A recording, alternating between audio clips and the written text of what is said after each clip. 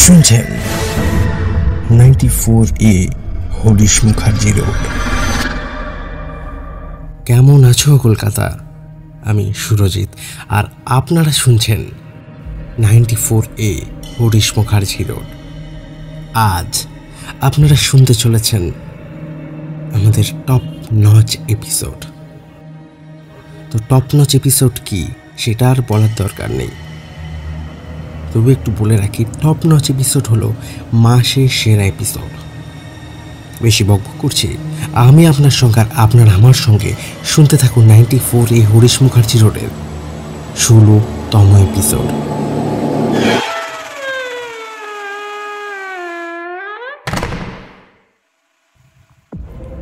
ঘটনা পাঠিয়েছেন সূর্যেন্দু গায়েন। শুরু করছি।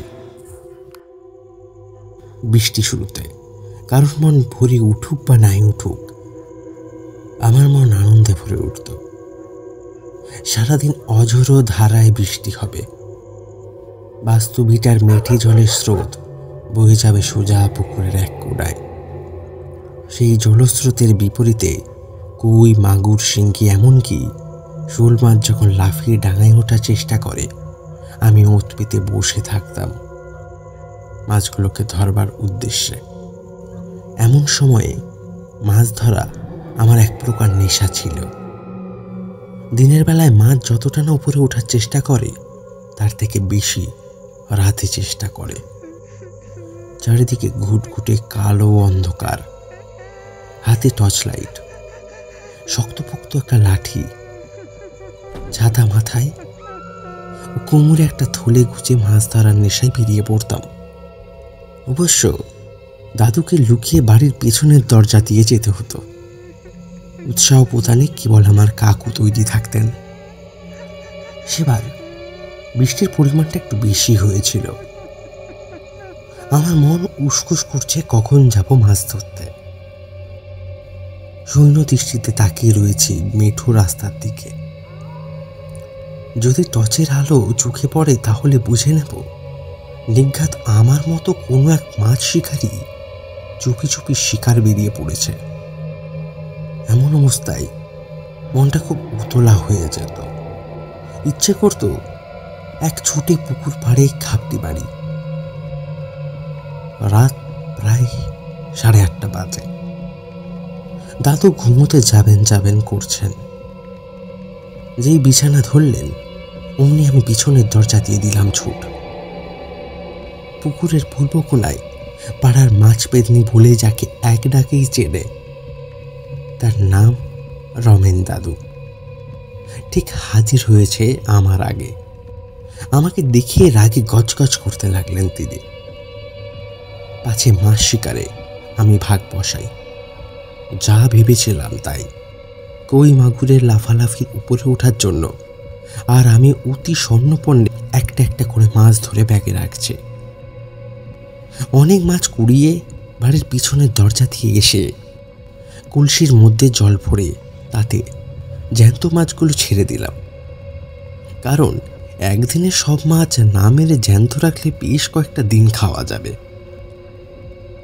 পরের দিন দুপুরে দাদু যখন খেতে বসলেন, পাতে কই মাছ ভাজা ও মাগুর মাছের ঝোল দেখে সাথে সাথে আনন্দিত না হয়ে মুখটা ঝামটা দিয়ে আমায় ডাক পারলেন। কেন আমি রাতে মাছ ধরতে বেরিয়েছিলাম তার কৈফিয়ত তাকে দিতেই হবে। আমি ভয়ে ঘরের ভিতর থেকে বেরোনোর সাহস পেলাম না। আমার ছোট কাকু দাদুর পাশে বসে খাচ্ছিলেন। দাদুর গভীর বাক্যবান থেকে বাঁচতে তৎক্ষণাৎ মুখ খুললেন কাকু। সঙ্গে সঙ্গে বলে উঠলেন, না না, ও মাছ ধরতে যায়নি।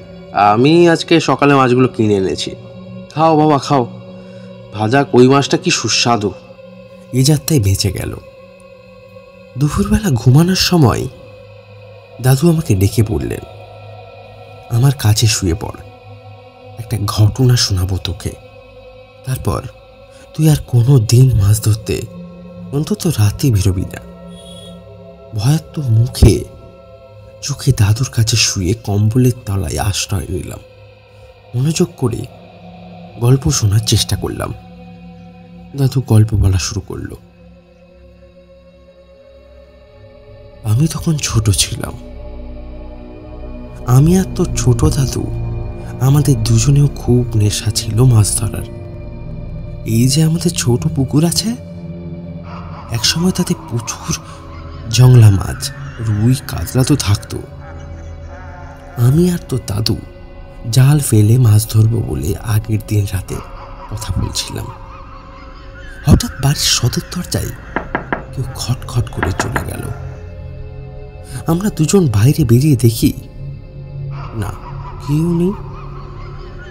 ভাবলাম হয়তো কুকুর বা শিয়াল হবে। ঘরে ঢুকে দুজনে দরজার শিকল তুলে ঠিক করলাম কাল সকালে সূর্য ওঠার আগে পুকুরে মাছ ধরে কাছের হাটে নিয়ে যাব বিক্রির জন্য। যার ঘুম আগে ভাঙবে সে ডেকে তুলবে, তারপর একসাথে মাছ ধরতে যাওয়া হবে। দুজনে ঘুমাতে গেলাম। শেষ প্রহরে জ্যোৎস্নার আলোয় বাইরের চারদিকে আলোকিত। মাঝে মধ্যেই জোনাকির আনাগোনা জানা দেয় এটা নিশীথ রাত, সবাই সাবধান। ব্যাঙের ডাক আর কালো পেঁচার চিল্লানিতে বোঝা যায় এখন নিশীথী রাত।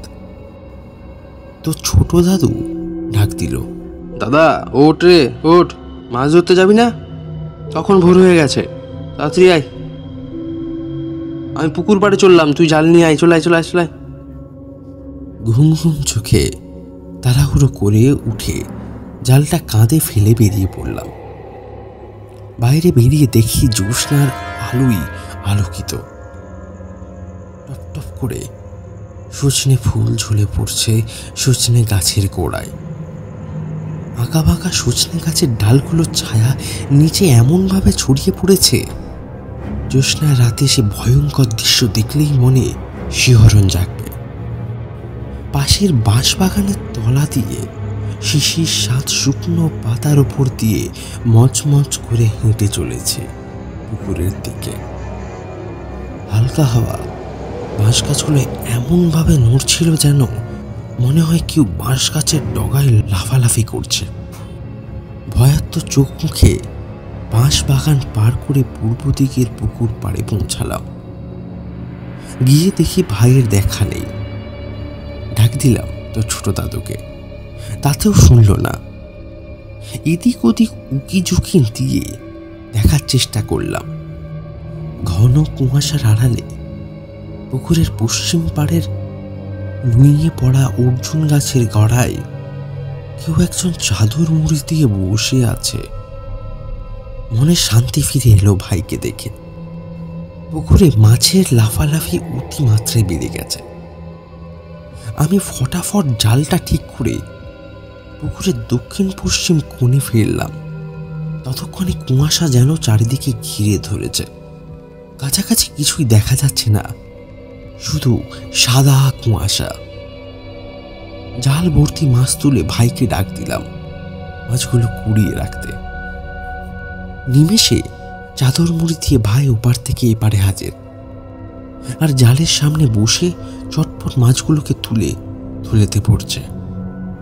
আমি অবাক হলাম, এত তাড়াতাড়ি মাছগুলো কিভাবে খুলছে জাল থেকে। মুখটা ঢাকাই আছে তার।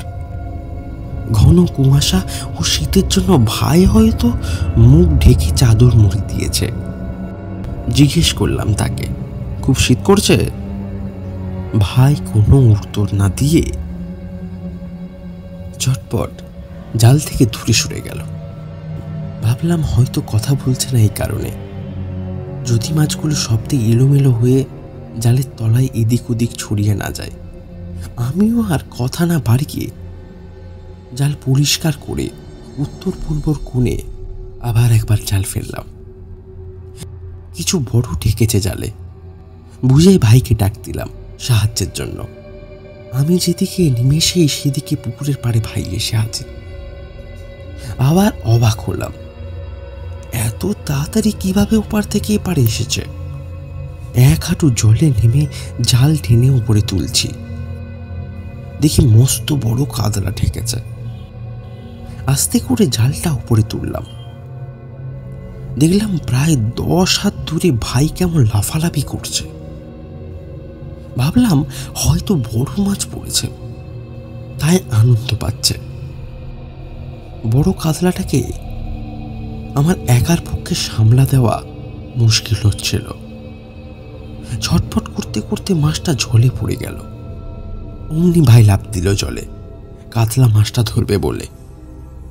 হাতে ব্যাগটা ছিল, সেটাও নেই।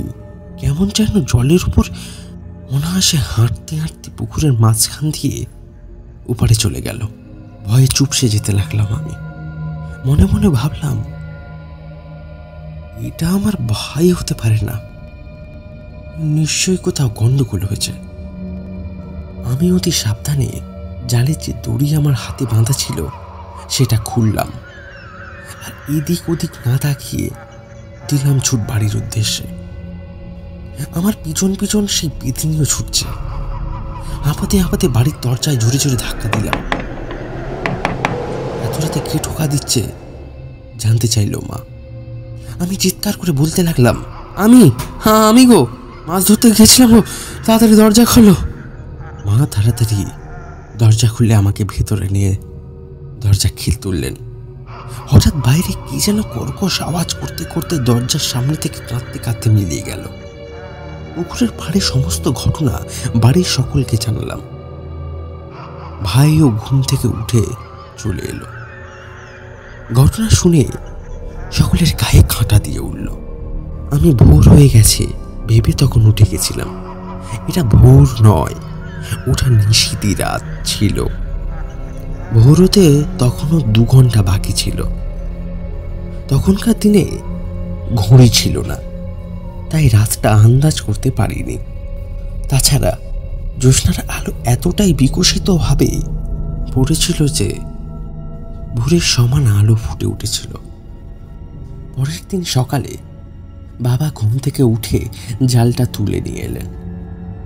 জালটা তন্ন তন্ন ছেঁড়া, আর পুকুরের পাড়ে কাঁচা মাছের মাথা পড়ে রয়েছে, সাথে মাছের কাঁটাও পড়ে রয়েছে। বাবা বললেন, আমি এই যাত্রায় বেঁচে গেছি। আর ভাইয়ের গলা নকল করে যে ডাকছিল সে আঁশ পেতনি ছিল। ছলনা করে ডেকে নিয়ে গেছিল আমাকে। যত মাছ ধরছিলাম পেতনিটা কুড়িয়ে ঘন কুয়াশার আড়ালে খেয়ে ফেলছিল। বড় কাতলার উপর আঁশ পেতনির লোভ ছিল, তাই ওটাকে ধরবে বলে জলের উপর দিয়েছিল ছুট। পেট পুড়ে মাছ খেতে না পেলে হয়তো আমাকে মেরে ফেলত। আমি মাছ না ধরে ছুটে পালিয়ে আসার জন্য রাগে জালটা ওই পেতনি ছিঁড়ে ফেলেছে। পুকুর থেকে পালিয়ে সে যাত্রায় বেঁচে গেছি আমি। সেদিন থেকে আমরা 2 ভাই আর মাছ ধরতে রাতে যাই না। সকাল হলে লোকজন রাস্তাঘাটে বেরোলে তবেই যাই। এরপরে যদি তোর মাছ ধরতে যাওয়ার ইচ্ছে জাগে যাস, আমি আটকাবো না। দাদু মুখ থেকে এহেন হাড়হিম করা ঘটনা শোনার পর আমার বুকটা যেন কেঁপে উঠল দুবারের জন্য। এবার কি আর মাছ ধরতে যাবো আমি? পরের দিন মুষলধারে বৃষ্টি পড়ছে, আর কাকু বলল, মাছ ধরতে যাবি না আজ? আমি হাত তুলে নমস্কার করে বললাম, ক্ষমা করো আমায়, আমার মাছ ধরা নেশা কেটে গেছে। সমাপ্ত। আজকের মতো গুড নাইট। পরের দিন ঘটনা নিয়ে আবার ফিরব।